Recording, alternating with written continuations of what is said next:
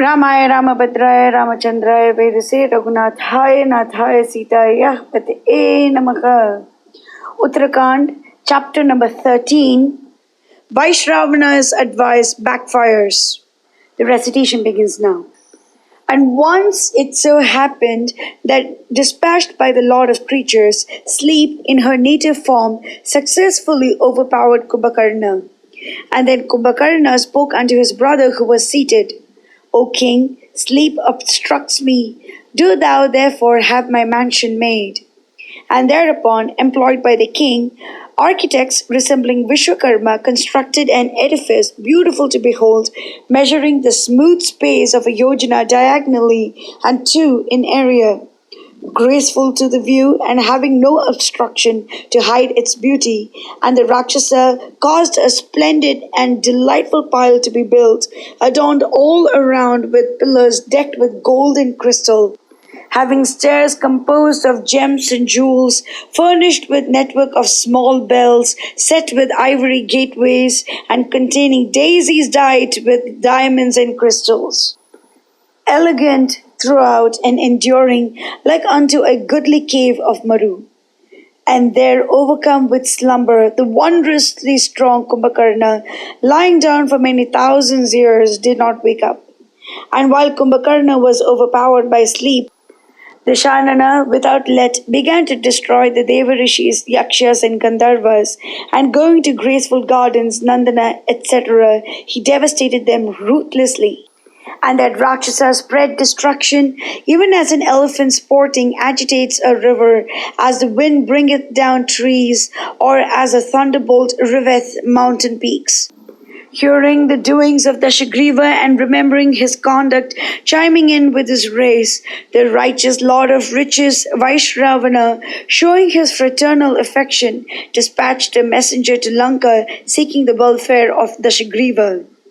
And going to the city of Lanka, he presented himself before Vibhishana. And having received him with honor, he asked him as to the cause of his visit. And having inquired after the welfare of the king as well as his kindred, Vibhishana showed him unto Dashanana seated in his court. And seeing the king there flaming in his own energy, he, the messenger, saluting him, Ravana, with the word Jai, stood silent. And the envoy addressed Dashagriva, seated on a superb couch, graced with costly coverlet, and said, O king, I shall tell thee all that thy brother hath said, worthy of both the character and race of your father and mother. Enough of wrongdoing. Now thou shouldst mend thy ways, if thou canst stay in righteousness. I have seen Nandana ravaged, and I have heard of the sages slain, and, O king, of the preparations the deities are making against thee. I have been utterly disregarded by thee, but even if a boy should transgress, he should for all be protected by his friends. Self-restrained and controlling my senses, I, adopting a terrific vow, had gone to the breast of the Himavan for practicing austerities. There I saw the Lord of the gods in the company of Uma. There I happened to cast my left eye on the goddess, for knowing, O mighty king, who she was, and not for any other reason. Rudrani was staying then, wearing a surpassing form. Thereupon, through the divine energy of the goddess, my left eye was burnt and seemed to be covered with dust, and its luster became tawny. Then I, going to another spacious peak of the mountain, became engaged in silently observing a mighty vow. On my term of restraint having been complete, that Lord of gods, Maheshvara, with a gratified heart, addressed me, saying, O righteous one, O thou of fair vows, I am well pleased with this asceticism of thine. I also had observed this vow, and thou also, O Lord of riches, hast now done the same. A third person there is none that practiseth such a vow. This vow is hard to perform, and formerly it was I that introduced it.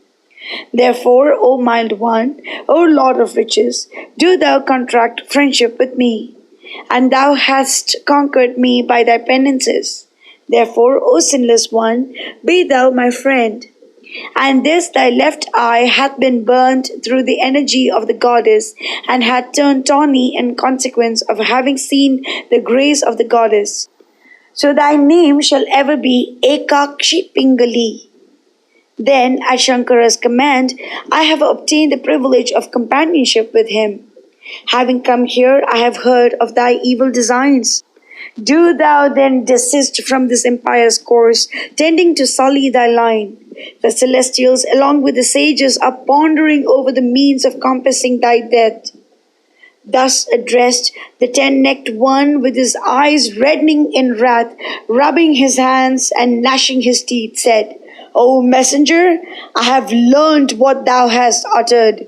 Neither thou nor this brother of mine by whom thou hast been dispatched shall live, nor doth the keeper of riches say what is for my good. And the fool makes me hear the circumstance of his having made friends with Maheshwara. I shall never forgive what thou hast said. Up to this I had borne him, considering that he, being my elder brother, and as such my superior, should not be slain by me. But now hearing his utterances, even this is my resolve. Depending upon the might of my arms, I shall conquer the three worlds. On his account solely I shall on this instant dispatch the four Lokapalas to the abode of death. Having said this, Lanka's lord killed the emissary with the sword and made him over to the wicked Rakshasas for being eaten. Then, having performed the Swasthayana Yajna, Ravana, ascending his car, went to where the Lord of Riches was, bent on conquering the three worlds. Mangalam Koshalendraya Mahaniya Gunapte Chakravarti Dhanurjaya Sarvabhaumaya Mangalam.